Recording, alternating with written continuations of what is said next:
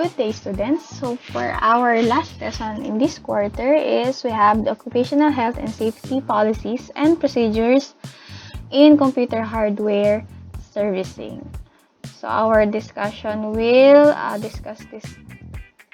cover these topics: OSH, the standards, and PPE, which is personal protective equipment. So here's the occupational health and safety. So we are to implement a safe way of accomplishing every task, whether it's a school task or a workplace related. So since in computer hardware, we will be dealing with electrical and electronic devices, including all the personal computers and its parts. So occupational health and safety, or OHS, is for our protection as well to the people working with us. So when we say OSH, so it is a planned system of working to prevent illness and injury where you work. Knowing that we should also recognize the different hazards and risks. So health and safety procedure is the responsibility of all the persons in the community, in the computer and technology industries. So we are considered as part of those industries. So each student has the responsibility to their colleagues and of course to the organization to report and act upon the potential workplace hazards. So students need to be aware of the different types of hazards that are possibly present in their work environment.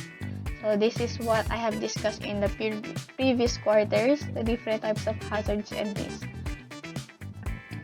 So what is the basic procedure in OHS? Number 1, you identify the hazard. Next is you clear the area where the hazard is found. Number 3, the partition of the hazard, or clearly identifying the area to protect the people or protect the other people from harm.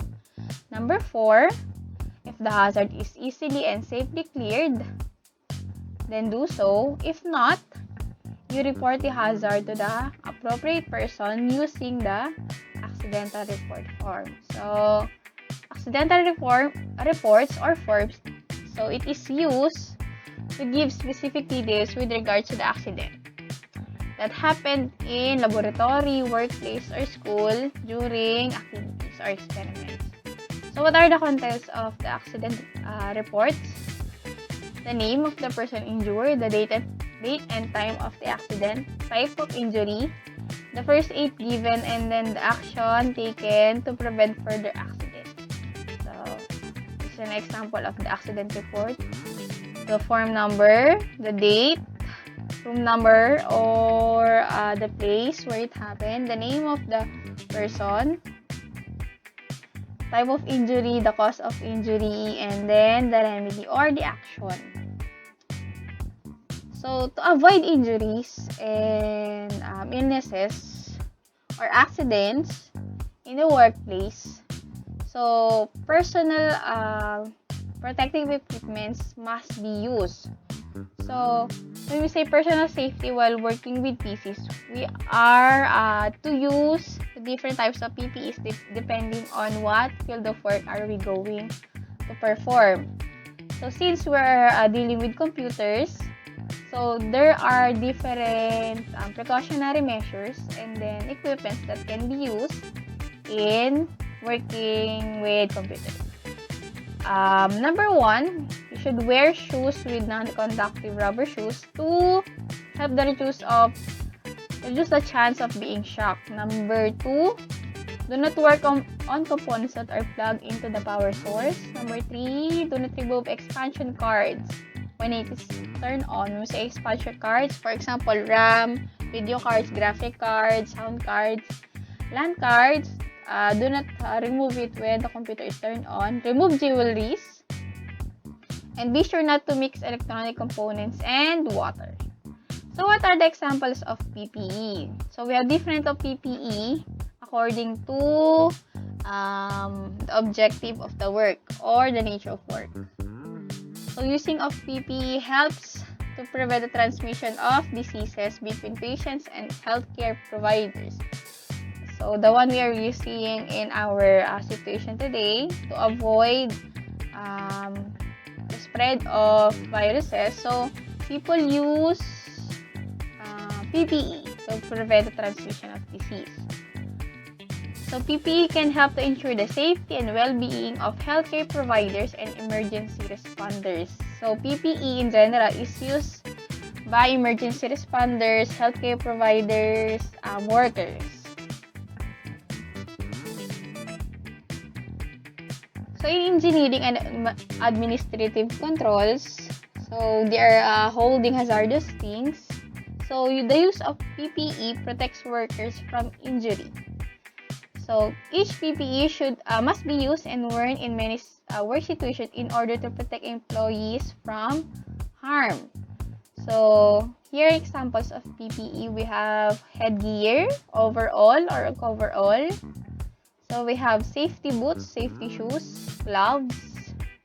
We have goggles, fire extinguisher.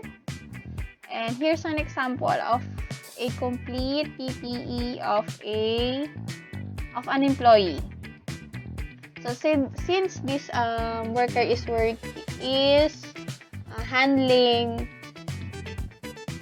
or working in the industry, so here's an example of a complete PPE. So the person is wearing a head protection, eye protection, goggles, hearing protection or earmuffs. So high visibility hat and vest, and of course pants, hand protection or gloves, strap pants or working pants, harness, lanyard, and then foot protection. So in PPE, so in order to maintain the different PPE equipments, number one, it should be repaired and replaced when necessary. You should protect helmets. Protective helmets must be worn where there is a risk of falling debris. So apron, gloves, and shields should be present when there is possible spillage and splashes of chemicals. Protective steel toe boots should be worn when there is a risk of workers' feet. So here are the following ways on how to use your protective equipment. And then goggles or other eye protection devices should be worn whenever there is a danger on the eyes.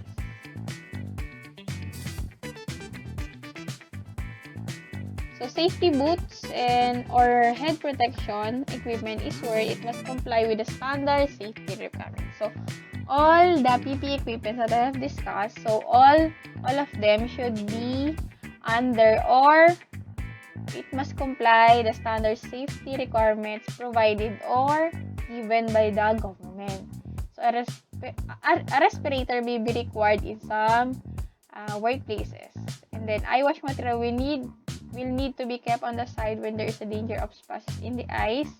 Where PPE such as glasses or safety helmets are required, and then a notice to this effect should be posted at the entrance of the workplace. So for example, there is danger. So there should always signs and symbols that warns people when there is possible hazards and risks in any workplace. So for your online activities, you're going to answer your self-check summary. You will be using your Jamboard and then a short quiz. So this will be posted on Thursday and Thursday rather. So for your classwork, you're going to work with your group mates. You're going to use grouping set B. You're going to collect actual pictures from the community that shows reminders and signs about correct wearing of PPE. So in your community or in your barangay, you're going to take pictures and then you're going to upload it on your designated folder. So you compile all your work in a folder as a group. And then here's the rubric. And for the worksheet, compile in the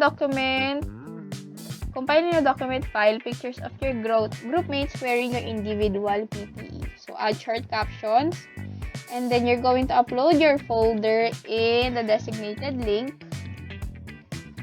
And then here is the login. So for questions, you may email me or send me a private message in Hangout. So that is all. Thank you.